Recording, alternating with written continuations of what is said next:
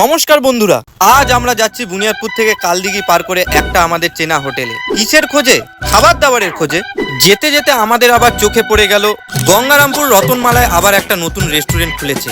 শোনা যাচ্ছে ওটাই নাকি দক্ষিণ দিনাজপুরের মধ্যে এখন সবচেয়ে বড় রেস্টুরেন্ট। এখানেও আসবো, কিন্তু তার আগে চলো আমাদের পুরনো প্রিয় ঠিকানায়।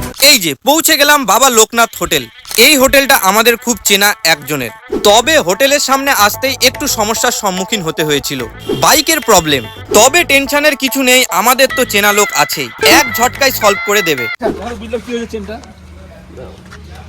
চেনটা দেখে মনে হচ্ছে তুমি চেন লুক করো নি, ঠিক আছে? চেনটা ঠিকমতো লুক করো, তাহলে গাড়ির টনটনা চলবে। লুব্রিকেশন ঠিক আছে চেন?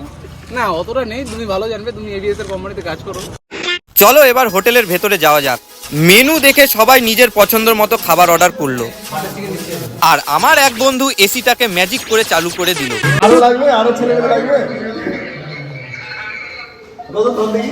খাবার চলে এলো, চলো এবার টেস্ট করার পালা। দাম অনুযায়ী একেবারে দারুণ মানের খাবার, আমরা সবাই একমত। তবে খাওয়া দাওয়া শেষ করে আমরা আবার বিলটা মিলিয়ে দেখে নিলাম, সোজা ভাষায় চেক করে নিলাম। এই ছিল আজকের আমাদের ছোট্ট খাবারের গল্প।